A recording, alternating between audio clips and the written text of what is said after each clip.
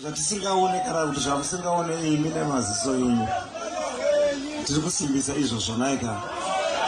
Ndinotenda zvizhinji iko zvino tava kumborangarira kumatongo ndichiri kuteya ishwa, ini ndaiteya ishwa, saka panguva yacho iyo ndo yandava kurangarira nemwana wangu naika. Ndinotenda mfana wame vaudzi papa yebo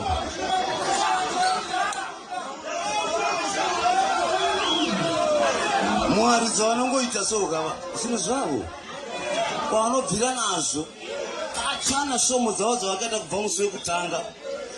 Svomo idzodzo nazvino ndodzirimwenda asiwo ndo vanodziziva kuti nditi ndiri pano nhasi ndimire apa chidambura mwayo dziso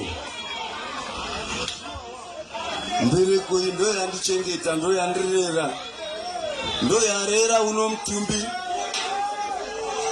Tanga vakapi nezvipi nezvipi zvatichaita kumberi asi zviri kuvapo kubudikidza ndara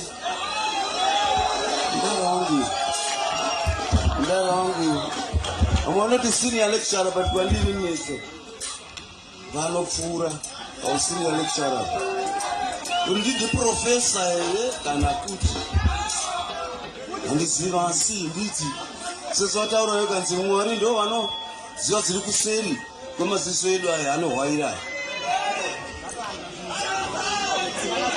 Gore rimwe chete randichashanda kukombana ive musikana wake kumbawo kuzva ndichazovaitirawo rimwe rezuva, rimwe regore, rimwe resvondo, mumwe wemwedzi. Zvinozivikanwa nedenga. Rega tipinde mundima.